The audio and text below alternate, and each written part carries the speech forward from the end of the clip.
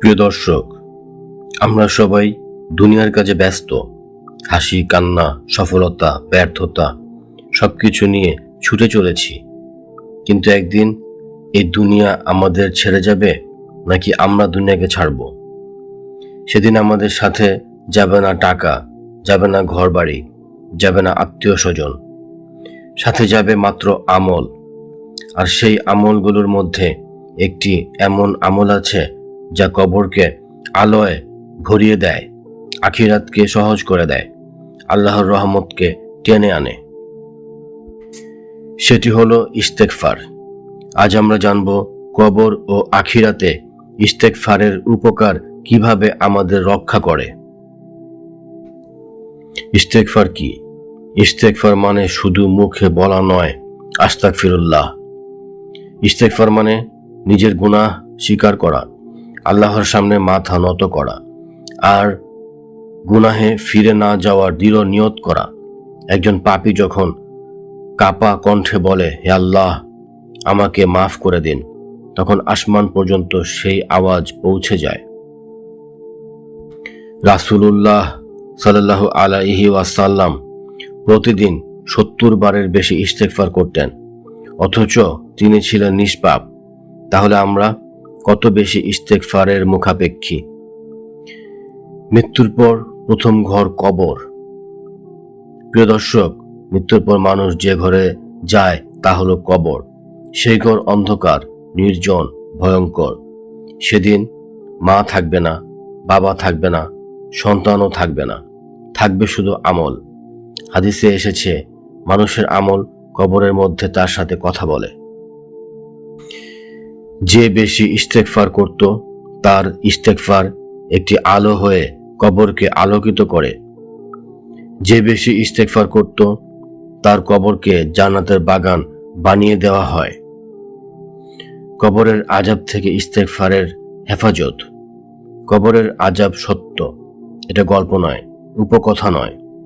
রাসূল সাল্লাল্লাহু আলাইহি ওয়াসাল্লাম কবরের পাশ দিয়ে যাওয়ার সময় কবরের আযাব থেকে আল্লাহর কাছে পানাহ চাইতেন। কিন্তু সুখবর হলো, ইস্তেগফার কবরের আযাব কমিয়ে দেয়। ইস্তেগফার আল্লাহর গজব ঠেকিয়ে দেয়। যে মানুষ দুনিয়াতে কাঁদে, হে আল্লাহ, আমি ভুল করেছি, আল্লাহ তাকে কবরে কাঁদান না। কিয়ামতের দিন ইস্তেগফারের উপকার। কিয়ামতের দিন সূর্য মাথার কাছে, ঘাম হাঁটু ছাড়িয়ে যাবে। সেদিন মানুষ বলবে, আজ যদি আরেকবার দুনিয়াতে ফিরে যেতে পারতাম। কিন্তু সেদিন আর ফিরে যাওয়া যাবে না। যে বেশি ইস্তেগফার করত, তার আমলনামা ভারী হবে। ইস্তেগফার গুনাহগুলোকে নেকিতে রূপান্তর করে। আল্লাহ বলেন, যারা তওবা করে, ঈমান আনে ও সৎকাজ করে, আমি তাদের গুনাহকে নেকিতে পরিণত করে দেই। পুলসিরাত পার হওয়ার সময় ইস্তেগফার। পুলসিরাত চুলের চেয়েও চিকন, তলোয়ারের চেয়েও ধারালো। কেউ বিদ্যুতের মতো পার হবে, কেউ হেঁটে, কেউ হামাগুড়ি দিয়ে। ইস্তেগফার সেদিন নূর হয়ে সামনে চলবে। যার ইস্তেগফার বেশি, তার পথ সহজ হবে। জান্নাতের দরজায় ইস্তেগফার। প্রিয় দর্শক, জান্নাতের দরজায় পৌঁছে মানুষ ভাববে, আমার তো এত গুনাহ ছিল।